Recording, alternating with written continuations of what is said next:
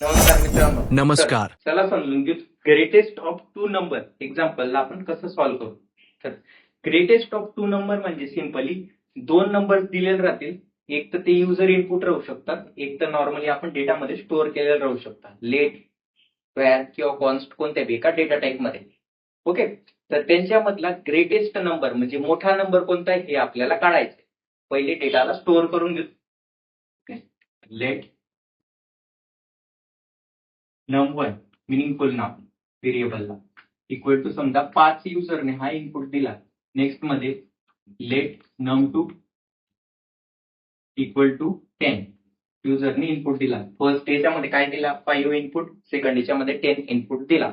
आता याच्यापैकी जर आपण नॉर्मल पाहिलं तर आपल्याला माहिती नंबर 2 हा ग्रेट, बट प्रोग्रामिंग मध्ये काढताना तिथं आपल्याला कंपॅरिझन ऑपरेटर, कंडिशन्स यांचा उपयोग करायला लागतो. तर इथं काय करायचंय आपल्याला चेक करायचंय, आणि प्रोग्रामिंग मध्ये जिथं बी चेक करायचंय असा शब्द आला तिथं काय वापरतो आपण, ऑब्व्हियसली बरोबर आहे तुमचं म्हणणं, काय इफ वापरतो. तर इफ म्हणजे जर, बरोबर. जर काय असेल नंबर 1 म्हणजे हा वाला मोठा असेल कोणापेक्षा, नंबर 2 पेक्षा, तर काय करायचं या इफ ब्लॉकला एक्झिक्यूट करायचं आणि त्याच्यामध्ये प्रिंट करून द्यायचं कन्सोलवर काय आउटपुट की नंबर 1 हा मोठा आहे. कसं असं कन्सोल डॉट लॉग करून की num1 इज ग्रेटर, या पद्धती, बरोबर. ही कंडिशन झाली आहे. नेक्स्ट आता काय ते करायला लागेल की num2 हा मोठा आहे का नाही, त्याच्यासाठी एल्स, एल्सच्या मध्ये if num2 is greater than num1 असं चेक करायला लागेल ना. आता नंबर 1 तर आपण चेक करून घेतला की नंबर 2 मोठा आहे का नाही, बट नंबर 2 ला चेक केलं का नंबर 1 शी नाही केलं होतं इथं, त्याच्यामुळे एल्स मध्ये त्याला करून घेतलं. नेक्स्ट मग काय, जेव्हा इथं कन्फर्म होऊन गेलं की नंबर 2 हा मोठा आहे नंबर 1, काय करायचं console dot log same num2 is greater, num2 is greater, या पद्धती ब्रॅकेट कम्प्लीट ब्रॅकेट, बरोबर. तर ह्या पद्धतीने ग्रेटेस्ट ऑफ टू नंबर्स आपण करू शकतो. बट याच्यामध्ये काही काही गोष्टी आपण काय केलं थोड्याशा ओव्हरलॅप करून टाकले. प्रोग्रामिंग मध्ये आपली जेवढा टाइम कमी लागेल, जेवढा चांगला प्रोग्राम करता येईल ना तेवढा चांगला प्रोग्राम करायचा असतो. कसा, जिथं कंडिशन्स वापरण्याची गरज आहे तिथंच आपण कंडिशन्स वापरायच्या, अदरवाईज नाही वापरायचे. जसं उदाहरणार्थ इथं, आता इथं चेक करताना जसं जसं आपण खाली आलो काय केलं, पहिले चेक करून घेतलं समजा नंबर 1 हा नंबर 2 मोठा आहे का नाही, आणि जर तो मोठा असला तर काय केलं आपण इथं console dot log number 1 is greater print करून दिलं, बरोबर आहे ना. आणि जर इफ ब्लॉक एक्झिक्यूट झाला तर एल्स एक्झिक्यूट होईल का, नाही होणार, म्हणजे नंबर 1 हा मोठा आहे प्रिंट होऊन जाईल जर तो मोठा असला. बट नंबर 1 हा मोठा नसला नंबर 2 तर काय होईल, एल्स ब्लॉक कडे जाईल, तो एक्झिक्यूट व्हायला इथून इकडे येऊन जाईल. मग इथून पुन्हा परत चेक करायची जरूरत आहे का आपल्याला, गरज आहे का पुन्हा चेक करायची, तर नाही. कारण की ऑब्व्हियसली जसं आपण वरतून चेक केलं की नंबर 1 हा मोठा आहे का लहान आहे, तसंच आपल्याला माहिती पडून गेलं की नंबर 1 हा लहान आहे, म्हणून तर तो एल्सला एक्झिक्यूट करायला आला ना. त्याच्यामुळे ही कंडिशन लिहायची आपल्याला इथं जरूरत नाही, म्हणजे गरज नाही.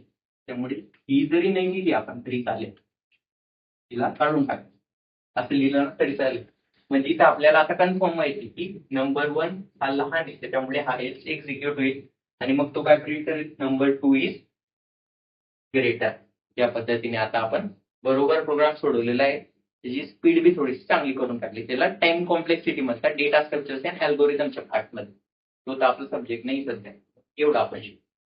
ओके, तर नेक्स्ट त्याला थोडंसं अजून चांगलं करू आपण. कसं, नॉर्मली आपण जेव्हा विचार करतो आपण, तर काय विचार करतो, सर्वात पहिले इक्वॅलिटीचा विचार करतो. म्हणजे आता इथं बघताना आपण बघितलं की 5 आणि 10 हे दोन नंबर्स भेटलेले, बट आपला जो माइंड आहे तो सर्वात पहिले यांची इक्वॅलिटी चेक करतो. म्हणजे नंबर 1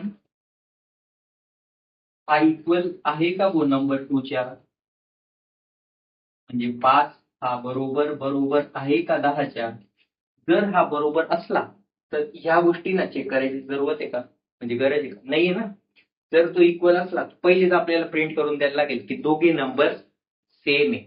त्याच्यामुळे पुढे जाऊन काहीतरी चेक करण्याची गरज नाहीये. तर सर्वात पहिली ही कंडिशन लिहायला लागते इव्हन ब्रेननुसार. त्याच्यानंतर या गोष्टी लिहायला लागतात. ओके.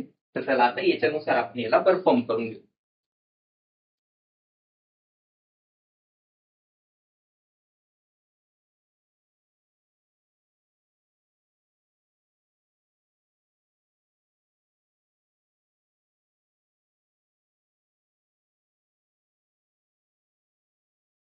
तर आता ह्युमन ब्रेनच्या लॉजिकनुसार पहिले इक्वॅलिटी चेक करू आपण. काय? इफ म्हणजे जर काय नंबर 1 इक्वल असेल नंबर 2च्या. काय? बोथ नंबर्स आर सेम असं कन्सोलवर प्रिंट करायचं. बोथ नंबर्स आर सेम असं प्रिंट करायचं आहे कन्सोलवर. Okay. But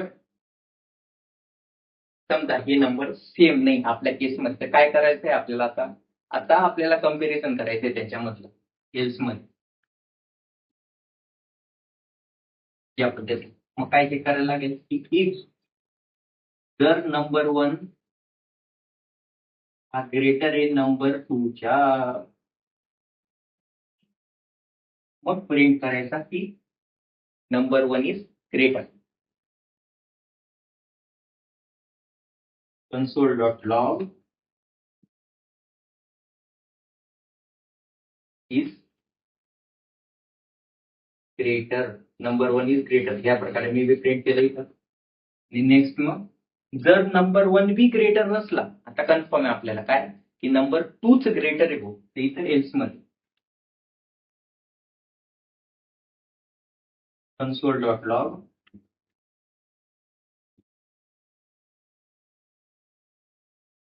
number 2 is greater. 2 is greater.